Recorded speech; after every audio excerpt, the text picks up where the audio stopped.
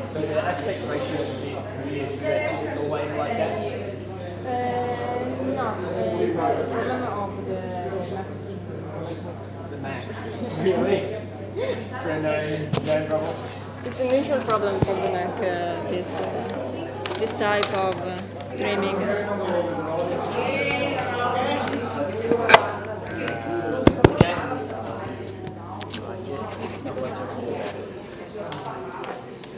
Sometimes it works to make a refresh. You mean take this out or? And the cloning, if you can clone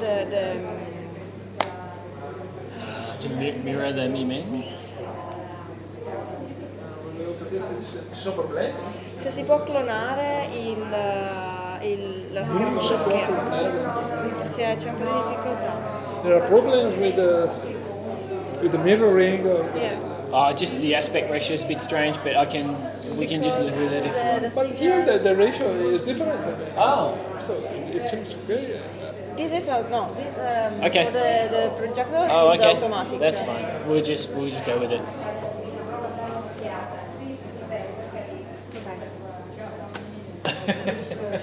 It's like super duper widescreen. This is the mic. It's okay. panoramic. You can talk around. Okay.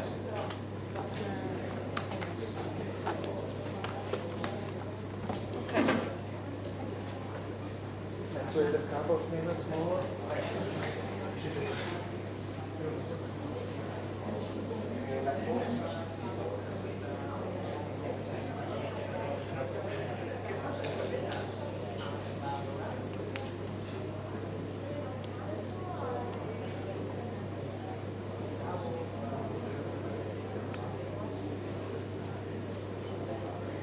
Okay.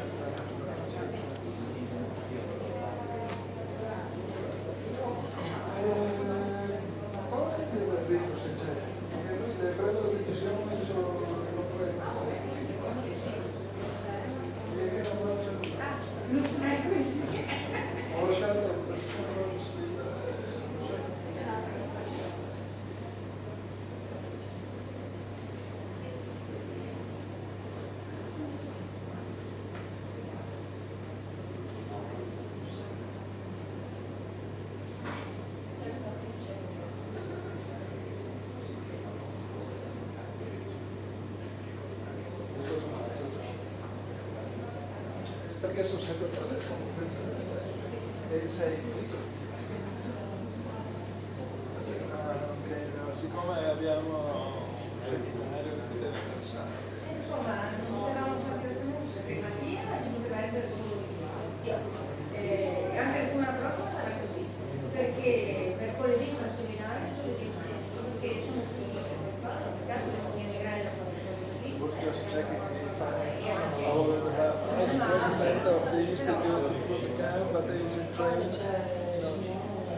Because as I said, we are discussing the issue of precursors versus low-far or low-far, and so but he is in training on I think we can start. Non ho voluto aprirlo perché c'è un'app, guarda, una solitaria di quelle bastarde che è messa incastrata tra i due.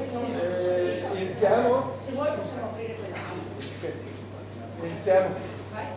So it's a pleasure to have here today Randall Wayth, who is an associate professor of Curtin University, but especially is director of MWA, the Murchison Widefield array, a low frequency precursor of SKA. Actually is located in the place where the low frequency side of SKA will be installed.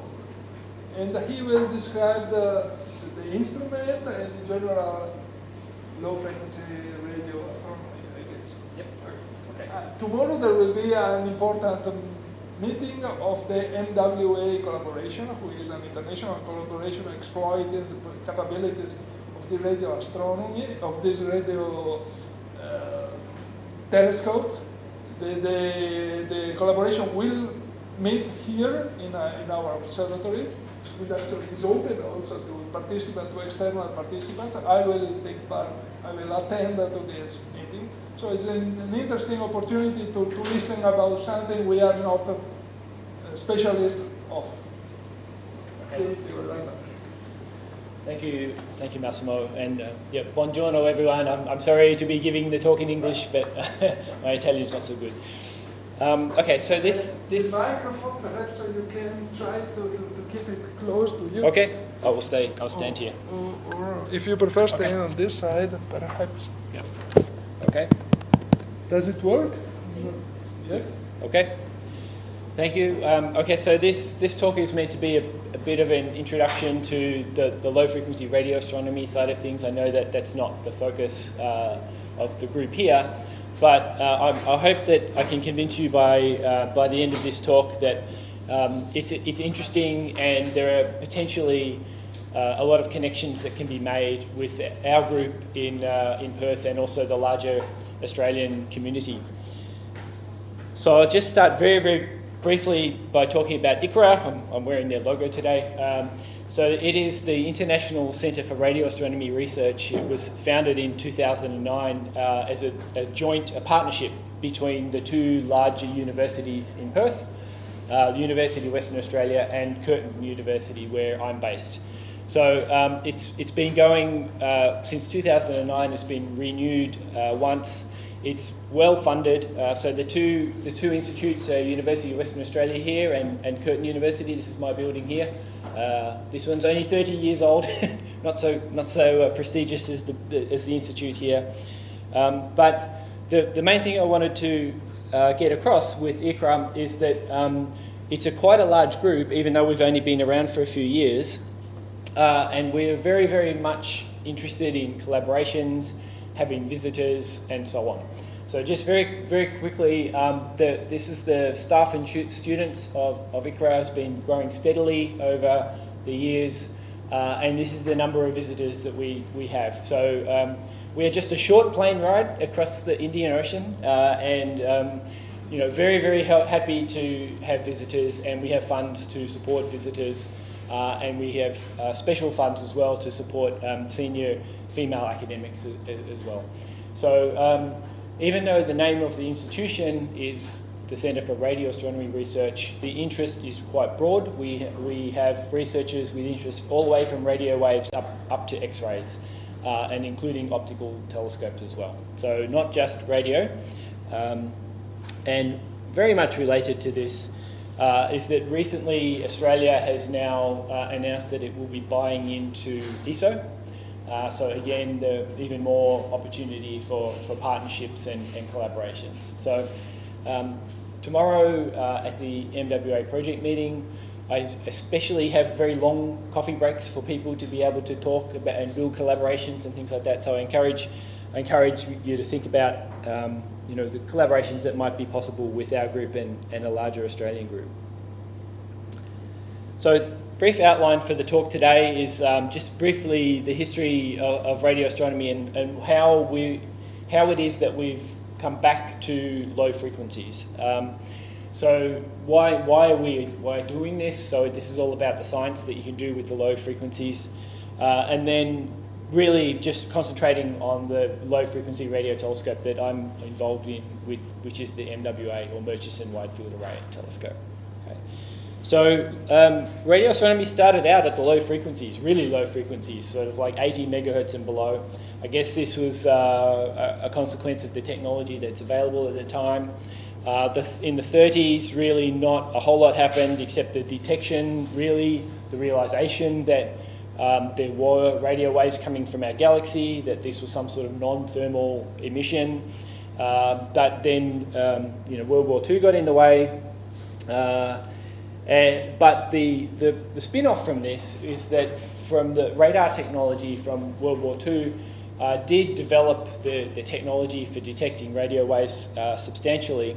And the leftover technology and hardware from the various military programs meant that this could be now applied to radio astronomy. And so in the 40s, radio waves were detected from the galaxy, from the sun, and a handful of radio sources. And these radio sources now have names that are associated with the constellation that they're in, like Virgo A and Hercules A and Centaurus A, because at the time the resolution was so poor and you could only detect a handful of sources. But the fact that radio waves were being associated with known sources happened in the 40s. So the Crab Nebula, for instance, is one of them. Okay, so going on then to the 50s, it started to get more serious. So some large interferometers, both in the UK and in Australia, quite a substantial effort went into the radio astronomy side of things. And again, the low frequencies, so 80 megahertz, 160 megahertz. So the first surveys of the sky, the first associations and really localization of sources down to the sub-degree scale was happening. And so in Australia, this is the Mills Cross, which is now, it's gone away. And in the UK, there's the Cambridge telescope, so I've seen the remains of this Cambridge telescope there now. These were the first real telescopes that were doing real survey work. So moving ahead, we now have larger interferometers. These are starting to get to be some serious sensitivity and collecting area on these telescopes. Both the Molonglo telescope in Australia and the Northern Cross here in Italy are working at 408 megahertz and with quite a lot of sensitivity, but limited by the technology of the time in terms of the ability to point on the sky and the sensitivity and so on. But this was also the time where the radio astronomy really started moving to the higher frequencies with the discovery of the emission line of neutral hydrogen. And that was kind of from then on, from the 70s onwards, the focus moved to higher frequencies. Okay? There's a whole bunch of reasons why you would do radio astronomy at higher frequencies. It's a lot easier from an ionosphere point of view. The sky temperature is colder, so you can get more sensitivity out of your telescope. And you can build big arrays out of the dishes that get really, really fine resolution. And this fine angular resolution is what was required for a lot of the science of identifying and studying individual radio sources that had been discovered in the previous decades. Okay, so at this point we're moving away really from low frequency up into the gigahertz and higher ranges. And that's basically true for sort of the subsequent 20 years. So the notable exceptions to this is that the VLA had two receivers that worked at low frequencies, although these were not the prime observing frequencies of these telescopes. And a number of arrays were run around the world in Murchison, Russia, and so on, but they were kind of never as scientifically productive as the big dish-based arrays.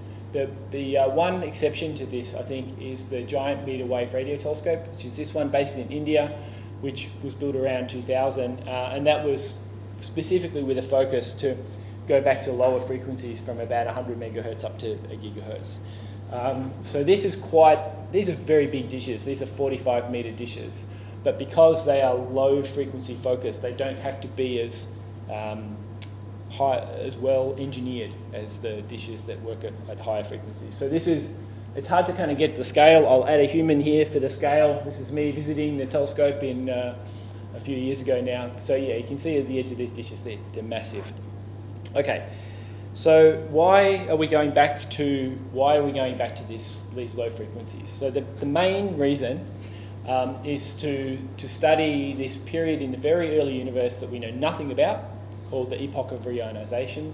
And this is kind of a cartoon of the history of the universe. And it's worth mentioning that the original SKA was conceived of as an instrument to study this period in the universe. Okay? So we know something about the recombination and the cosmic microwave background in that very early universe because of the cosmic microwave background radiation itself. We obviously know a lot about today, but the timescale in this picture is very skewed. Okay, so this is 1 billion years, and this is the rest of the universe. So there's a period between when the cosmic microwave background was emitted and this end of reionization that sees the fully ionized universe that we see today that we really don't know a lot about. Okay? And it was realized very early on that studying the emission line of neutral hydrogen in this early universe was an excellent way to figure out what was going on in this early universe. And this was really the origin of the SKA. They realized that you needed a lot of collecting area to do this, square kilometre of collecting area, because the signal is quite faint. But this is the way to go. Okay, so this is the primary way of discovering it. And the idea here is there's two kind of epochs here. There's a time of the first formations of the very, very first stars and galaxies. This is often called cosmic dawn.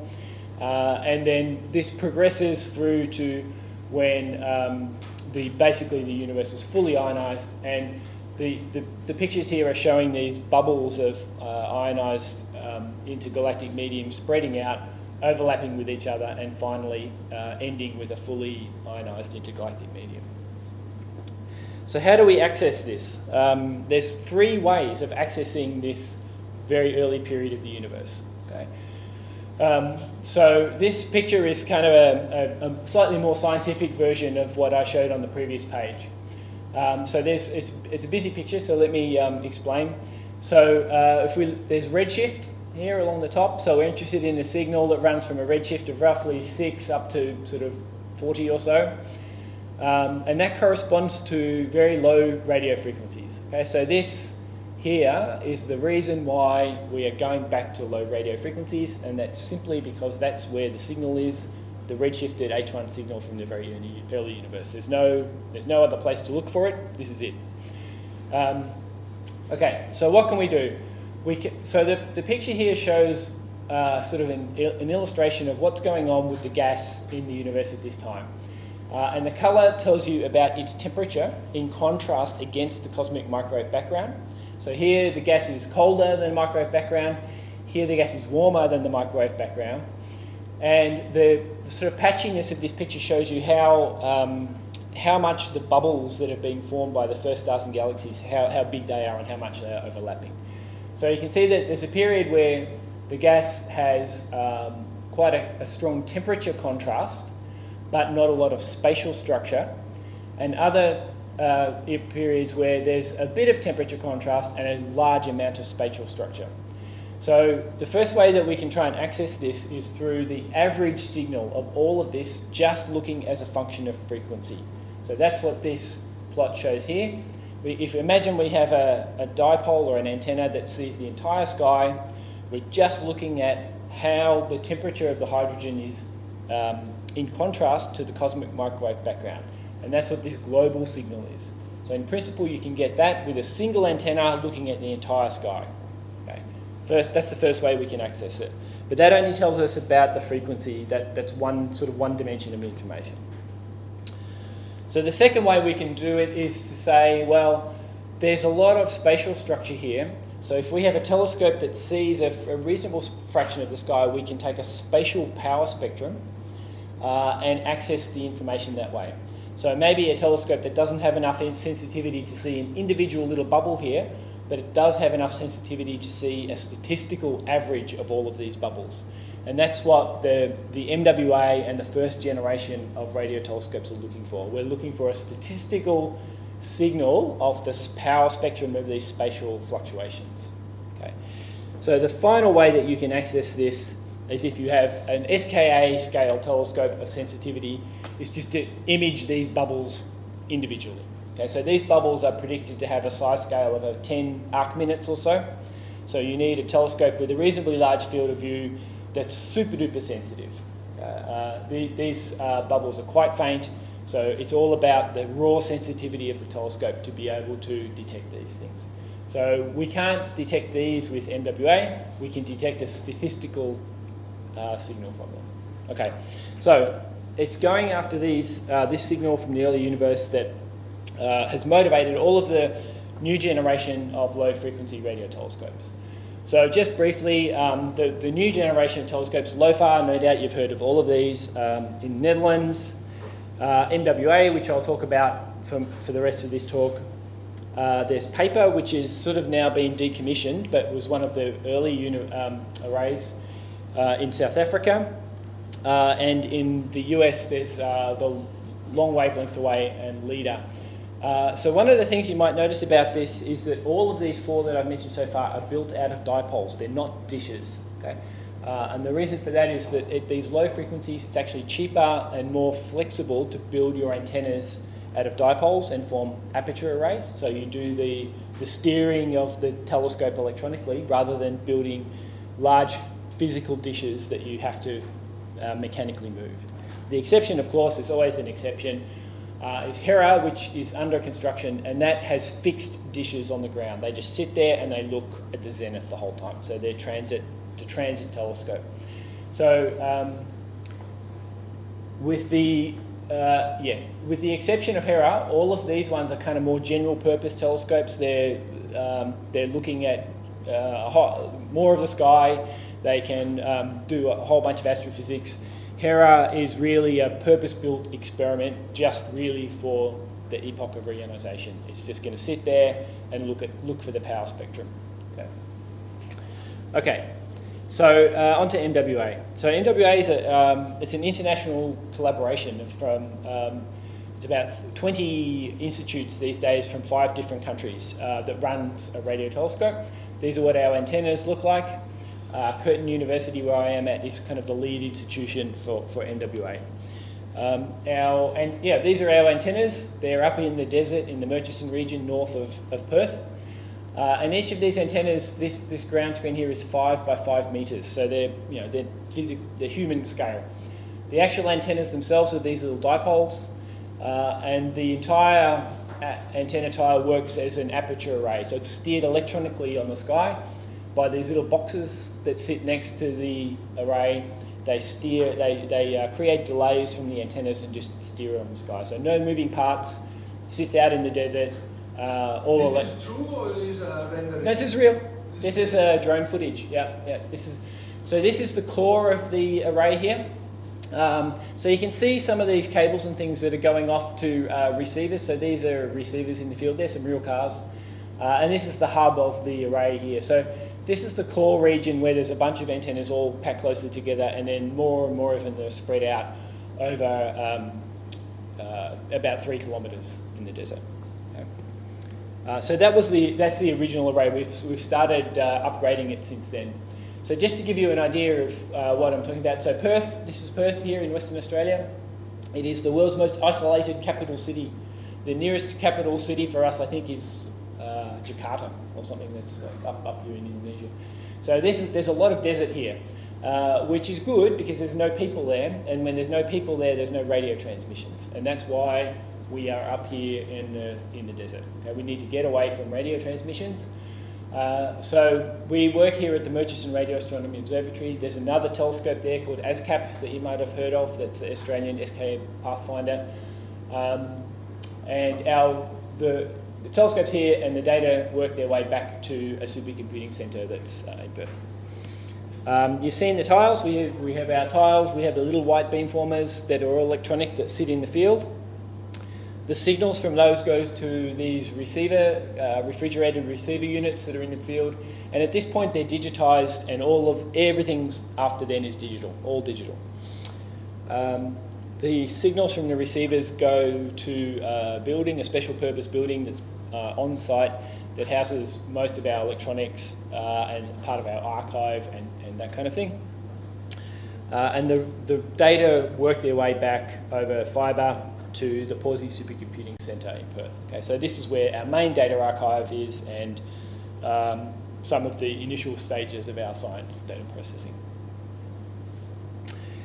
So I mentioned that we are in the middle of the desert for a reason, and that's because we need to be in the radio quiet zone. So you might have noticed that the frequencies that we were looking at are around 100 to 200 megahertz. This is where FM radio and digital TV are all broadcast. Okay, so we need to be away from all of this stuff. And there's also some significant protections to keep radio emissions down in this zone. This is a friend of mine, Ben. He's just joking, trying to get a signal on his phone. There's no signal. There's no mobile phone signal out there. Okay.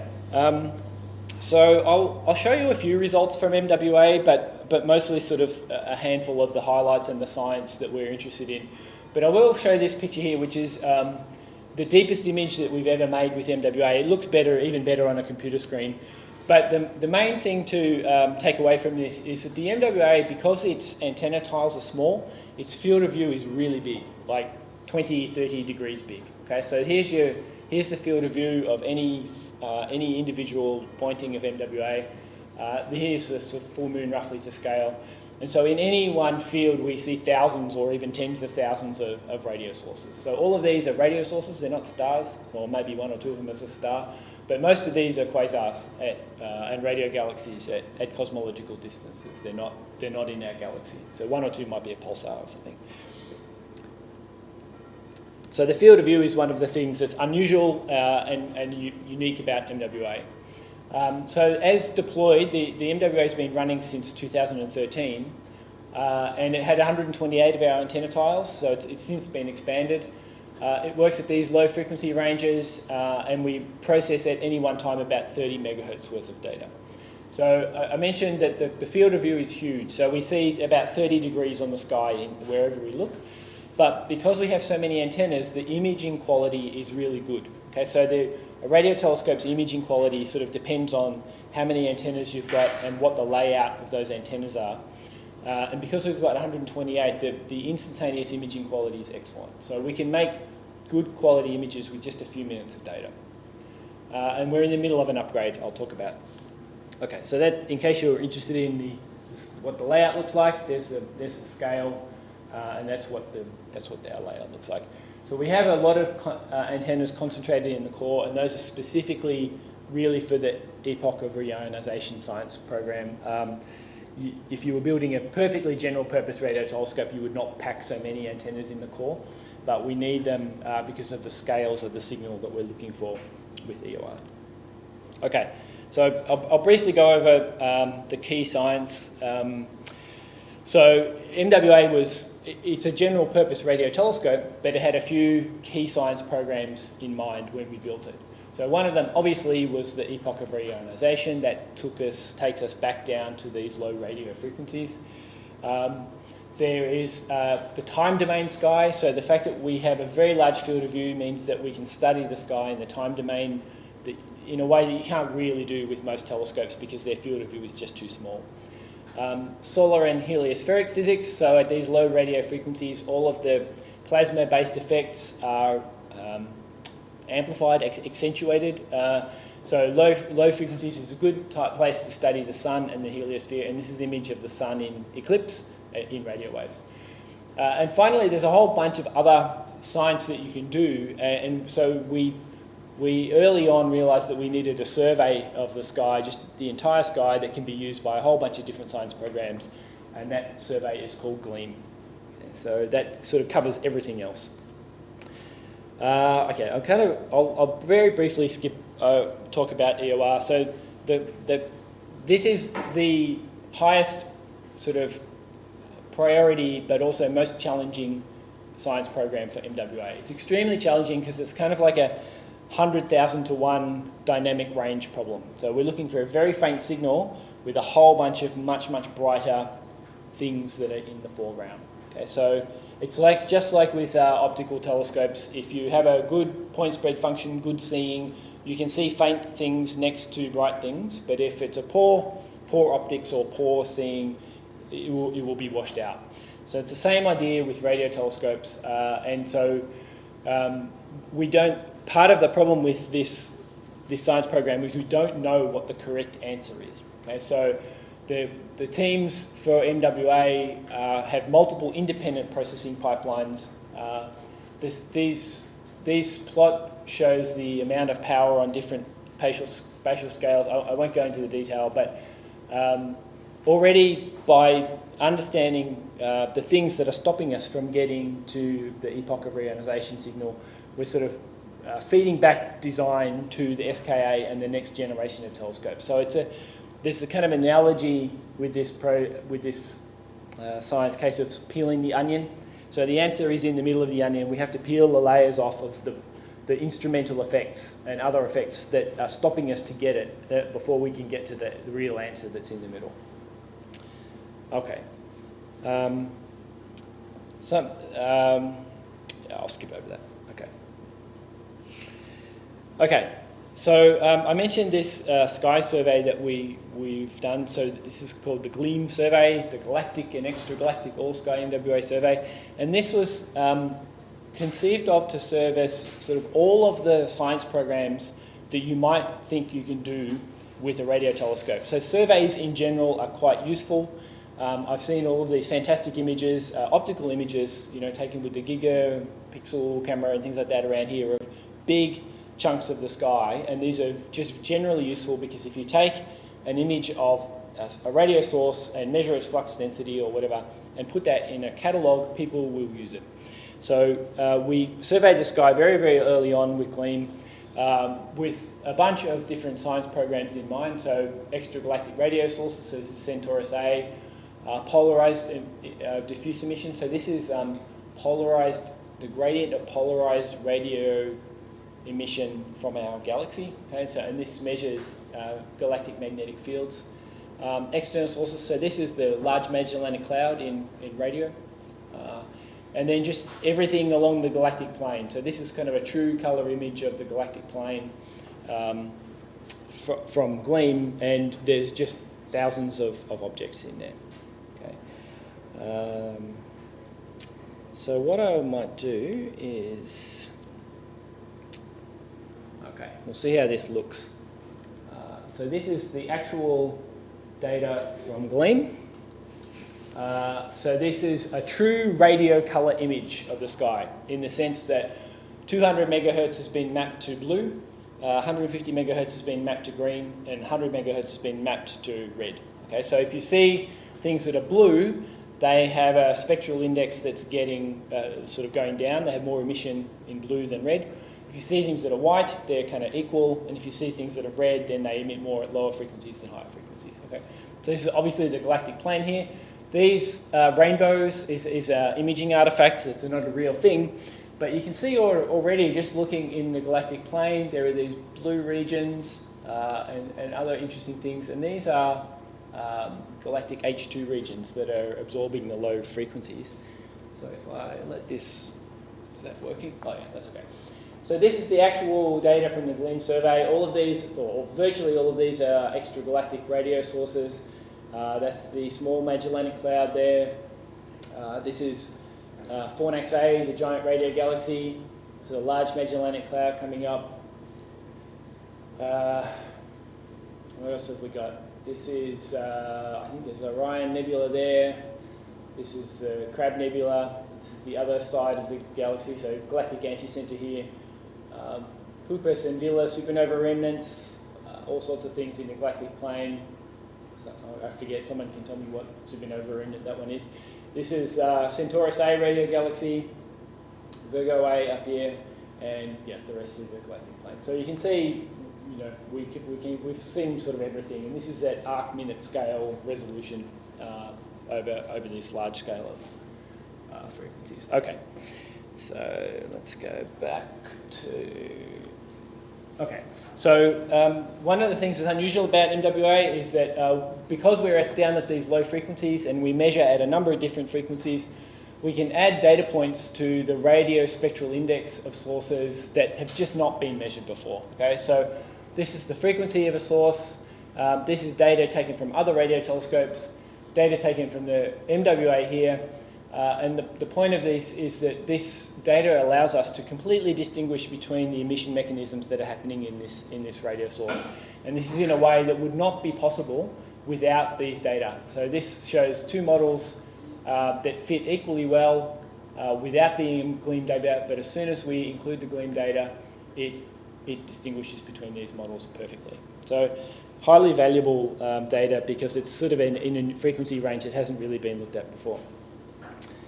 Okay, all right, so I showed you the movie just very briefly. Like I said, the gleam is being used for a whole bunch of different reasons, so hopefully it can be useful for you.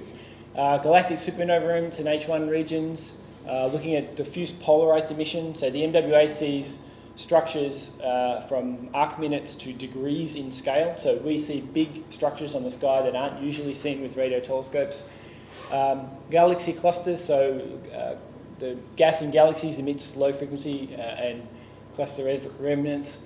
Pulsars, radio galaxies, and all of this has gone, I should say, into a source catalogue led by Natasha Hurley-Walker at Curtin University that is now it's now public. So I hope that this will be useful to you. Okay, the MWA, because of its large field of view, is excellent for monitoring the sky. Okay, so we can see thousands and thousands of radio sources wherever we look, and so by surveying the sky many, many times, we get a time domain aspect to our data that we don't normally you don't normally get with telescopes. So the MWA was the first radio telescope to follow up the first gravitational wave event. You can see that there's a huge error region of where the event might have come from on the sky. And these circles here show the MWA's field of view. So we can cover this error region with only a handful of pointings, whereas most other telescopes, have a field of view that's this big and would take thousands of pointings to cover it. Okay. So that, with that in mind, the way that we survey the sky with the MWA is sort of during drift scans. And so this animation shows you the fraction of the sky that we've covered with the gleam survey as a function of time. So if you're interested in how things vary in time, we can cover that very, very quickly. This is like the first year or first 9 months of the gleam data where we've covered it with roughly uniform sensitivity. And we go back to that a year again, year. So we get information on month-to-year timescales. On the other hand, if we look at the way the sky is surveyed for the Epoch of Reionization program, they have 3 fields that they go back to and spend hundreds and hundreds of hours on. So if you're interested in a source that happens to be in this field, we have pretty much nightly data on it.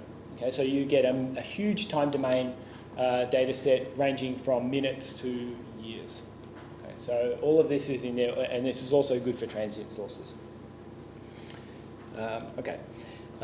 So what does that mean? It means that we can now look for sources that have appeared or disappeared between different epochs of different surveys. So this is what's happened here. So the data on the right are from our GLEAM survey. The images on the left are from the GMRT sky survey, which happened a few years ago. And at some point between here and here, this source disappeared. And so looking for transient and variable sources is the way to go if you can go back to the sky again, which is what we do. MWA is also quite good for high time resolution of pulsars. I won't go into that. I won't go into detail on that one. I will say we've made already a few unexpected discoveries. So this image here shows the offset of radio sources from their catalogue position as a little vector, and the colour is either left or right for blue or green. Okay, and I'll let this run through again, but you'll see that so this covers a huge chunk of the sky because of the way we survey the sky, and you see at the start of this movie, nothing's happening. Okay, most of the sources are exactly where they're supposed to be. There's very little offsets. It's kind of consistent with just thermal noise. And then what happens? Something happens. here we go. So this is a big, some sort of ionospheric disturbance that passes through the field and leaves behind these structures that are persistent in time. So they're aligned here with the black lines, which are the Earth's geomagnetic fields.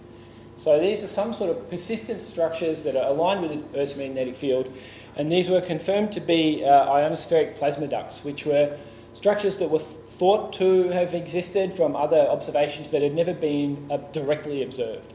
And for us, the ionosphere and the perturbation that the ionosphere causes on where the sources, our radio sources appear in the sky, is of concern for our key science programs just because of the dynamic range. So we need to understand this. And so the discovery that we can see these things easily and therefore detect the quality of the ionosphere on any night is extremely useful for us. Because just like with other telescopes, some nights the ionosphere is bad, some nights it is good, and we want the good nights for our key science programs where everything's really nice and stable and clean. On the other hand, if people who want to study the ionosphere, we can also give them some data. This is good. Excuse me, how large are these offsets? They are of order arc minutes, a few arc minutes. Yeah. In the worst case. So typically they're, on a quiet night, the offsets are of order a few arc seconds. But when a big disturbance like this goes through, it's arc minutes. Yeah. So this is one of the problems or benefits, depending on your point of view, of going back to low frequencies. The effects of the ionosphere are most pronounced at these lower frequencies. Okay, we can also study the sun. So this is a 3-colour image of the sun, blue, red and green obviously, and you can see straight away that the main disk of the sun is hotter at higher frequencies than low, or I guess it has a blue colour, is the right thing to say, but it emits these blobs that are hotter at lower frequencies, and it has patches that are kind of white. So this straight away tells us about the physics of these emitting regions. I won't go too much more about that, but these low frequencies are really good frequencies to study the sun. The other effect, just like the ionosphere, the other effect that's most pronounced at these low frequencies is scintillation effects. And so this is a movie that I think it's about 4 times faster than real time, of the sky as the solar wind passes in front of it, okay, and generates interplanetary scintillation. Well, let's see if I can get this to play again. Okay, so if you look carefully, some sources like this are twinkling, just like the stars twinkle. And this is just, it's the same thing, it's scintillation, whereas other sources are perfectly stable and there's twinklers. So this tells us, this scintillation effect tells us straight away about the size of these sources. So in theory, these are all the things that you can study with scintillation. With the MWA, we're kind of really interested in what the, I guess, the structure function or power spectrum of the interplanetary gas, I guess, yes, interplanetary gas is, and therefore how we can directly map this to the source size. So we know just from basic physics that if we see a source scintillate with the MWA, its intrinsic size has to be smaller than an arc second, okay? Which is way higher or finer resolution than what we can actually see with the MWA, which is an arc minute. Okay, so we see with a resolution arc minute, but scintillating sources therefore have structures much smaller than an arc second. So this is an easy way of getting to those sources. Okay, I kind of mentioned the ionosphere already, but like I said, we can use the many epochs of reionization data that we have to study the quality of the ionosphere, and we found that roughly it falls into these 4 ranges of really nice, going through progressively bad to really bad, where we have those magnetic field aligned ducts that are very difficult for us to deal with. Okay, so we're in the middle of upgrading the MWA. We're adding 128 more of our antenna tiles. We only use 128 of them at any time, so we'll be reconfiguring between a long baseline array or a compact array. And the science that you would do with those is different, but the compact one is mostly to support the epoch of reionization program. So the new 72 new tiles are going into where our existing core region was. So before in the drone footage, we were kind of looking in this direction down there. So we have new antennas in there, and they are on the ground. They've been. This is more real footage. So this is the hub region that we were looking at before. This is one of the new hexes or hex configuration tiles that we have. And this is the existing core that we saw before. And the other hex is over here somewhere, so off the screen. So these have been running since about this time last year. And these specifically for the EOR program. It turns out that having the antennas spaced regularly like this gives you the maximum signal for the power spectrum that we're after with the MWA. So remember there were those three signals. One of them was the power spectrum. To get to the power spectrum, the regularly spaced antennas actually turns out to be the best way to go. The rest of our antennas will be spread out over about 5 or 6 kilometres compared to our array. Okay. Right, so I will just finish up by just noting that, again, why we are at the observatory, why we are...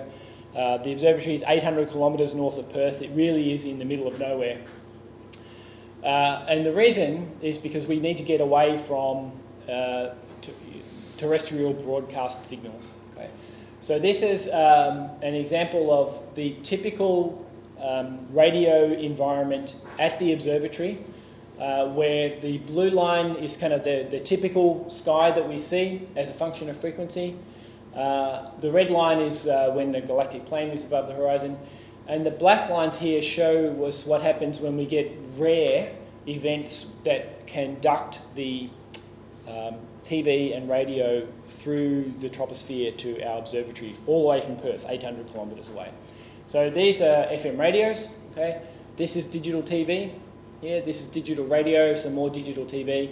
And these signals, if they were there the entire time, would just blow us away. You can't deal with that. They're just too strong. So most of the time, what we see is a beautiful, beautiful, pristine sky. And these frequency ranges here are our prime frequency ranges. And this is why we work at the observatory, why we have to be so far away from everyone. It's to get away from this FM radio and this digital TV. So the observatory itself is fantastic for this. The Australian government has set up a lot of protections for it because it is the same location that future SKA low will be at. And future SKA low works at these same frequencies. So we need to protect it, and it's a wonderful site to have an observatory. Okay, that's all I wanted to say, so I'll stop there. Thank you.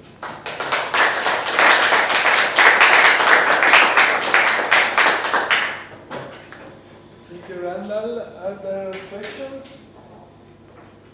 Randall? So is the last picture you show? This one? Yes. It's really impressive. You say that there are these ducting events, the ionosphere. Oh, they're different ducts, sorry. There's ionospheric ducts and there's tropospheric ducts, and they're not the same thing. Okay. Yeah, so and how often does it happen? Thankfully, not very often. These ones is mostly in the summer, where there's a particular combination of heat and near the inland and the coast that forms these tropospheric ducts, but mostly just in the summer. A few times. Yeah.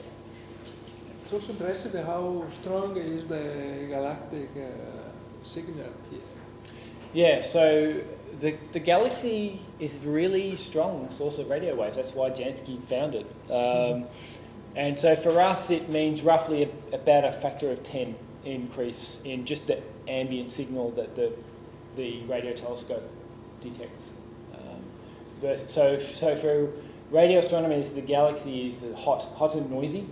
And if we want to go into a place where it's sort of cold and not noisy, we have to go way very high galactic latitudes. Yeah.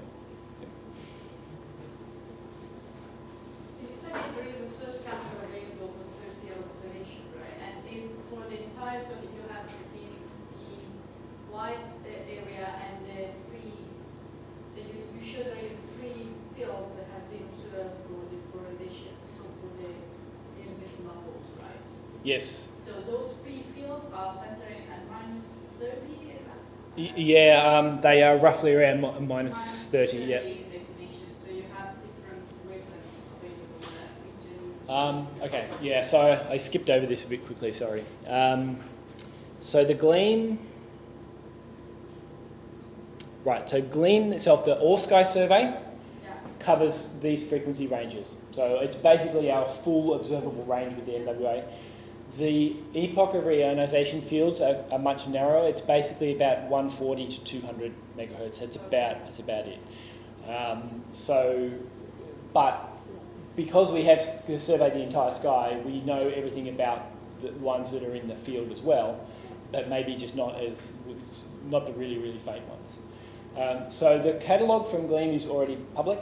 It's an extragalactic catalogue, so we haven't yet fully published the galactic plane stuff, but all of the extragalactic sources are already out there. The data for the EOR fields, most of that is now publicly available, even if it hasn't been fully published and made into a catalogue. So the best we have with that is this image at the moment, which is publicly available, and all of the information about the sources in this image are publicly available.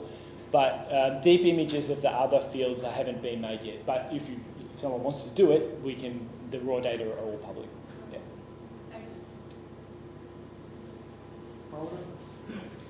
Sorry for the naive question. I'm not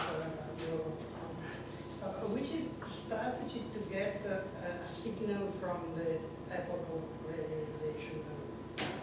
Increase the duration of the observation? Or I don't understand how you can disentangle the signal coming from the epoch to that or the other source. Yeah, sorry, okay. Okay. So with a radio telescope, I guess it's the same with optical. If you integrate with time, more and more and more time, the background noise goes down and down and down. Okay, so in theory, the background is a thermal noise type situation. So the more data you take, the more you add to your image. In theory, the more the background goes down, and eventually the signal that you're looking for will come out of that noise. The reason why this is difficult is because the signal that we're looking for is roughly 100,000 times fainter than the foreground signals. Okay, so all of those radio galaxies and little dots that I showed on the previous image, they're all a problem for the EOR program. But the reason why we think we can deal with them is because they have very little, no structure in the frequency dimension. Okay, so whereas we expect the signal from the EOR to have structure in the frequency dimension. So if we just look in a range of parameter space where things that are smooth as a function of frequency, so their flux density doesn't change much as a function of frequency or is very smooth, we think that we can separate out things that are smooth versus things that wiggle as a function of frequency. And that's kind of what is being shown in this picture here. So this is I guess you think of it as like the Fourier transform or the spatial structure as a function of frequency here. And all of the stuff that's in the foreground, the galaxy, all those radio sources and things, all that should be trapped here because it's like a Fourier transform. So something that's smooth, it all gets put in one bin, in the first bin. And all of our signal from the EOR is up in this part of the window here. But like I said, it doesn't take much, some sort of systematic effect or uncertainty about how your instrument works or something like that for this stuff here, which is 10 to the 5 times brighter, to spill out and contaminate your signal that's in the other part.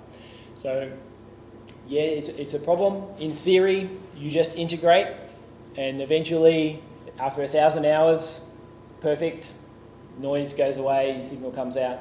But in practice, it's these kind of effects of understanding all of those bright foreground sources and how they change as a function of frequency and how the instrument maps their signal to the stuff that we record. That's the hard bit. Yeah. That question. Do you also have polarization? Yes. I skipped over this. Yes, lots of polarization, and as a matter of fact, because the MWA has a very large field of view, and because we have many short baselines in our array, we have really good sensitivity to, you can see the scale here, polarization that's on the tens of arc minutes to a few degree scales. So this image shows the polarized intensity of the, just a patch, actually it's one of our EOR fields, and it's showing, so these are two different epochs, and what it's showing here is that between the two, they're pretty similar, like, which is good. You would expect to see the same thing, but they're not exactly the same. And the reason why they're not exactly the same is because our old friend, the ionosphere, as well as shifting sources, it rotates the polarization vector of the radio waves. And so you need to understand and correct for this to make sure that you would get exactly the same image every time. So yes, lots of polarization, plenty of information on this, and this is a problem for the EOR program as well. Yep. Okay. Thank you very much. You're welcome. In addition to the meeting of tomorrow, of the MWA collaboration, there will be also a spritz in the afternoon offered by Randall and collaborators. Yes. 5:30, yep. 5:30, yes. Yep. At 9 o'clock start the meeting. Yeah. Yes, in Aula Rosino. Fantastic. This movie has been really fantastic.